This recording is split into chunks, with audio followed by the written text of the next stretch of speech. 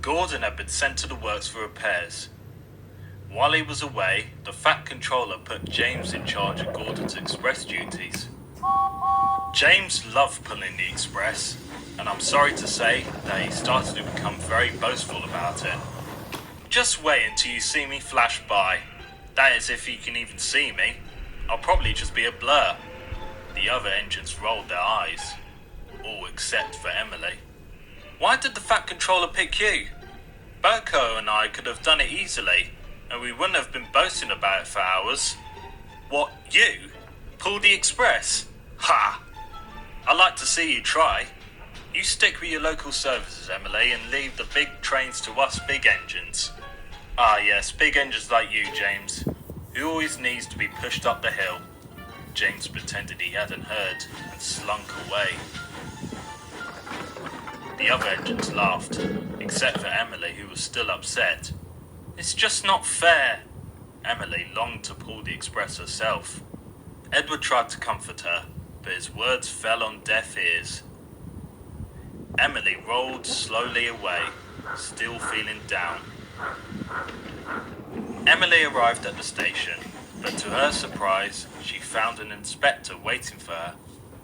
A special train has been ordered. I'd like you to pull it, please, Emily.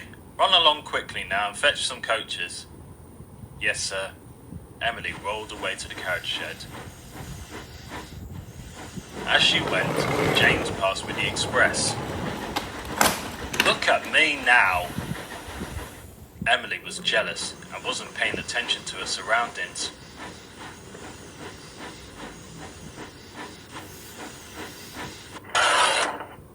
Oh, hello, dear.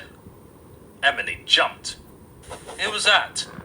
She turned and saw old Slow Coach standing at the back of the carriage shed.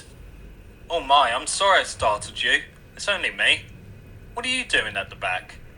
Oh, I'm just waiting until I'm needed, though that may be some time, considering how long ago my last train was. Well, I've got a train to take now. Would you like to come along? Oh, yes, please. So Emily was quickly coupled and took Coach to the platform. And when the guard's whistle blew, Emily steamed away. Soon she was steaming through the countryside. Coach was very happy to be out again, and she sang happily as they rolled along. But Emily still felt down. Is everything all right, Emily? Oh yes, I suppose so. It's just that I just wish I could pull the express. To be able to fly along and to have everyone watch me flash past. It's always such a sight whenever I see the express pass me. I can agree with you there, though I wouldn't quite fancy it myself. I feel like if I went that fast, my poor old wheels might come off. Call me old-fashioned, but I prefer to go at a much slower pace. But what's so special about going at that same old slow speed? Coach paused for a moment, and then became excited. Why, just look over there! Some children were running to the nearby fence to watch Emily pass. They waved excitedly as she neared, and were even happier when Emily whistled hello. That's what's nice about going slow. You really get the time to see and enjoy everything. Everyone can still see you go by, but you're able to see them too. Emily thought about what Coach had said, and looked around her, taking in the beautiful scenery all around. Oh, you're quite right, dear. I've been a silly engine. It's much nicer being able to take everything in properly. Old Slow Coach smiled warmly. I'm just glad you've cheered up. It's such a shame to be sad on such a nice day.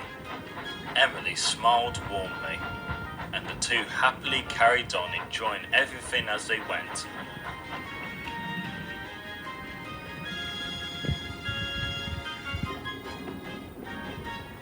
At last they reached the workstation. James was just arriving with the return express train. Cool, what's this? I've heard of slow trains, but this is something else. But Emily didn't care about what James had said. Old Slow Coach has shown me what wonders you can see when you go slow. You should try it sometime. Pah, what nonsense.